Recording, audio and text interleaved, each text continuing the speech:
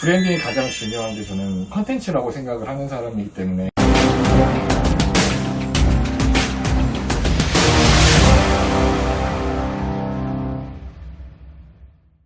이 부분은 어떻게 생각하세요? 저도 같은 생각이에요. 의료기술이라는 게 그렇지 어느 정도 검증이 되고서 환자들한테 진료를 해도 괜찮겠다라고 했을 때 이거 도입이 되는 건데 최초라고 얘기하기가 되게 어렵고 진료를 잘한다 못한다 라는 이 기준 자체도 가치관이나 이런 주관에 따라 굉장히 다르기 때문에 그거를 표현하기가 되게 어려워요. 근데 아까 전에 말씀하신 그 김영삼 원장님의 사랑의 발치를 강의하시는 분들이 없기 때문에 유머 감각이라든지 이런 것들은 진료와는 별개이기 때문에 그분이 스타성이 있는 거고 능력 중 한 부분이 저는 그 스타성이라고 생각을 하기 때문에 어떻게 보면 경쟁자가 없으니까 독보적이고 희소성이 있다고 표현을 해서 그런 분들은 사실 유튜브를 하는 게 도움이 많이 된다.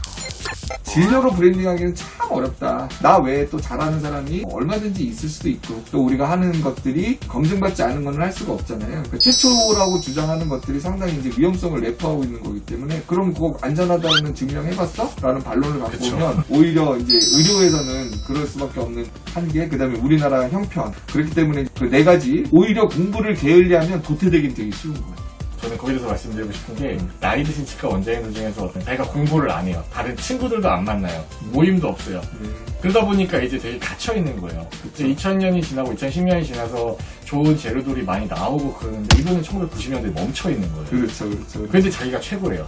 그러니까 시대를 한 10년 정도 뒤따라가시는 거죠. 10년, 20년 뒤따라가시고. 뭐 아니, 그나마 따라가면 다행인데 따라가지도 않고 멈춰있는 따라가지도 않고 거군요. 멈춰있는데 아. 1990년대 내가 최고였기 때문에 사실 그것도 확실하진 않거든요. 아. 다른 치과에서 이제 오랫동안 일하고 지금 트렌드를 알고 있는 스텝을 보기에는 답답하죠. 원장님이 그러고 있으면.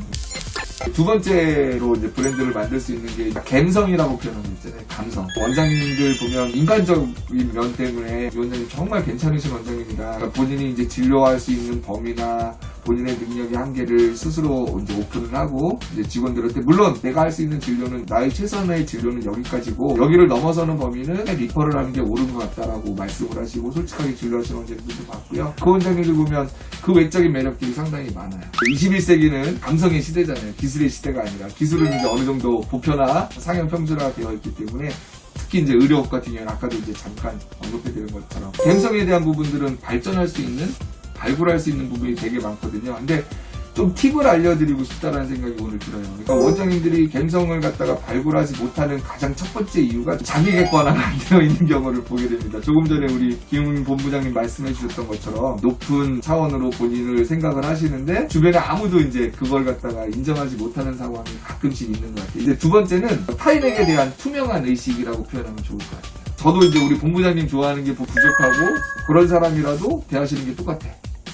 그리고 되게 잘 나가는 사람이라고 그래가지고 앞에서 뭐 굿시굿시 되고 이런 건 없어. 강자한테 약하고 약자한테 강한 거는 정말 본성이다. 근데 사실 그런 분들은 좀 인간적인 그 매력은 떨어지거든요. 자기에 대해서 객관적인 거, 다른 사람에 대해서 투명한 거, 일관적인 거. 사람이 기복이 심하면 또 안 돼. 어떨 때는 막 한없이 천사였다가 또 어쩔 때는 막 밑도 끝도 없이 막 화부터 내기 시작하고 이러면 이제 그 사람은 인간적인 매력이 없는 거예요. 불안하니까 그 사람하고 인간적인 관계를 유지를 하겠어요. 그 다음에 마지막으로는 이타주의. 그러니까 내보다 내 주변 사람들이 잘 되면 나는 자연스럽게 잘 될 거야. 그런 분들 주변에 몇 분 계시거든요. 이제 그런 분들은 더 주고 싶어 항상. 왜?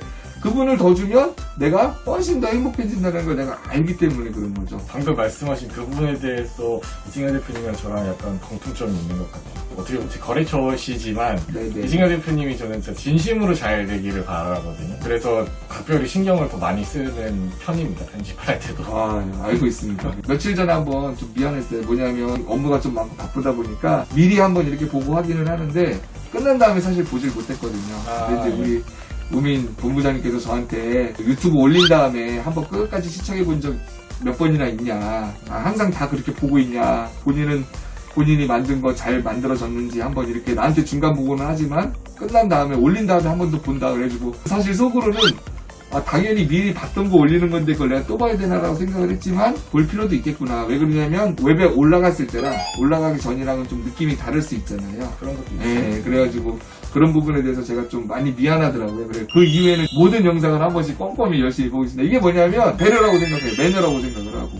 왜 그러면 힘들게 만들어주고 고생해가지고 만들어준 거에 대해서 제가 애정을 쏟아야 되는 게 기본적인 매너라고 생각을 하기 때문에 이런 것들이 우리 원장님들이 좀 키우셔야 되는 브랜딩화 시킬 수 있는 감성적으로, 감성적으로 키울 수 있는 요소가 될 것 같고요. 아마 여기서 끊길 것 같아요. 보니까 하나, 두 개 하고 끊던가. 되게 많이 할 것 같아요. 그래서 편하게 하십시오, 그냥.